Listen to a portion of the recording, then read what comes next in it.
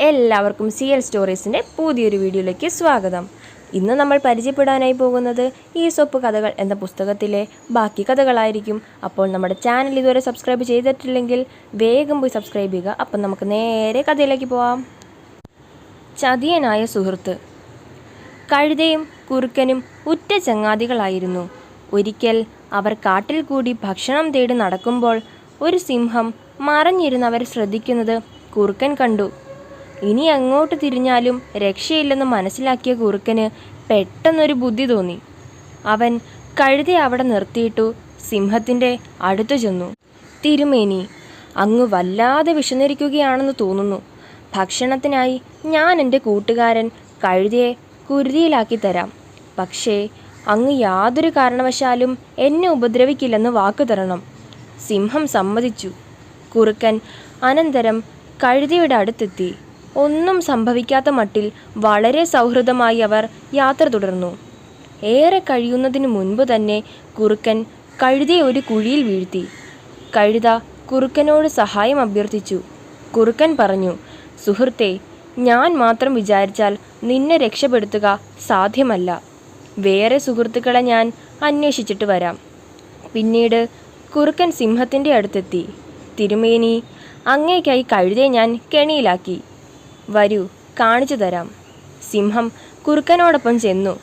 കഴുത കിടക്കുന്ന സ്ഥലം സിംഹം പരിശോധിച്ചു. സിംഹത്തിന് സന്തോഷമായി. കുറുക്കൻ പറഞ്ഞതുപോലെ തന്നെ പ്രവർത്തിച്ചിരിക്കുന്നു. കഴുത ആ കുഴിയിൽ നിന്നും രക്ഷപ്പെടാൻ പോകുന്നില്ല. അവൻ അവിടെ കിടക്കട്ടെ, സൗകര്യം പോലെ അവനെ അകത്താക്കാം, സിംഹം ചിന്തിച്ചു. കുറുക്കൻ വിനയാന്വിതനായി മാറി നിൽക്കുകയായിരുന്നു. അടുത്ത നിമിഷം സിംഹം കുറുക്കൻ്റെ നേരെ തിരിഞ്ഞ് ഒന്ന് മുരണ്ടു. എന്നിട്ട് പറഞ്ഞു, ചതിയനും വഞ്ചകനുമായ കുറുക്കച്ചാരെ, നീ രക്ഷപ്പെടാമെന്ന് കരുതണ്ട. കഴുതി എനിക്ക് സൗകര്യം പോലെ ഭക്ഷിക്കാം. ഇപ്പോഴത്തെ വിശപ്പടക്കാൻ നീ മതിയാവും. സിംഹം കുറുക്കൻ്റെ മേൽ ചാടി വീണ് അവൻ്റെ കഥ കഴിച്ചു. ഗുണപാഠം. സ്നേഹിതനെ ചതിച്ച് സ്വന്തം രക്ഷ നേടാൻ ശ്രമിക്കുന്നവനെ വിധി ആദ്യം കീഴടക്കുന്നു. അപ്പോൾ നമുക്ക് നമ്മുടെ രണ്ടാമത്തെ കഥയിലേക്ക് പോവാം.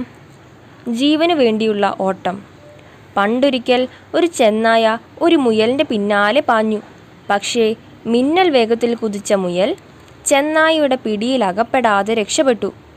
പോയത് പോകട്ടെ, ഇനി വേറെ വല്ലോ ഇരയും നോക്കാം. ചെന്നായ അങ്ങനെ ചിന്തിച്ചുകൊണ്ട് മടങ്ങി.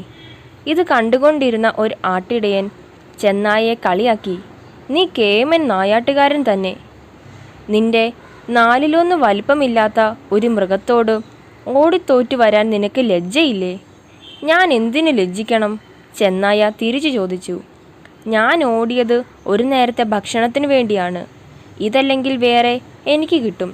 എന്നാൽ മുയലാകട്ടെ സ്വന്തം ജീവന് വേണ്ടിയാണ് ഓടിയത്. ഗുണപാഠം. ജീവൻ മരണ പ്രശ്നങ്ങളിൽ ഒരാൾ കൂടുതൽ മികവ് പ്രകടിപ്പിക്കുന്നു.